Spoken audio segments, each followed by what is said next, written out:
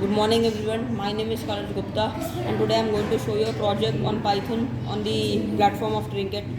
The project is a palindrome project. You all must know what is palindrome, but for those who do not know, I'll tell.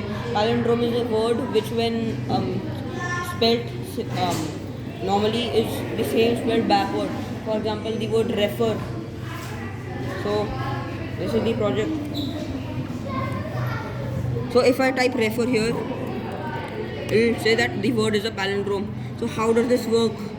So first I make a variable x and make it an input. So enter a word to check whether it's a palindrome or not.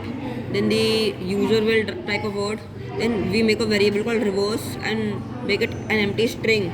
So then we start a for loop for I in x and x is this. So how many letters there are in this, that many times it will run. And reverse is I plus reverse.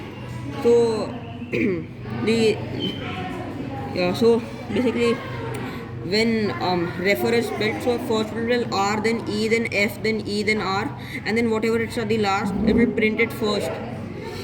It's all inbuilt. So when it starts, so then it will keep on going like that. And if it's the same as X, then it's a palindrome, else it's not a palindrome. I hope you all understood this project. Thank you.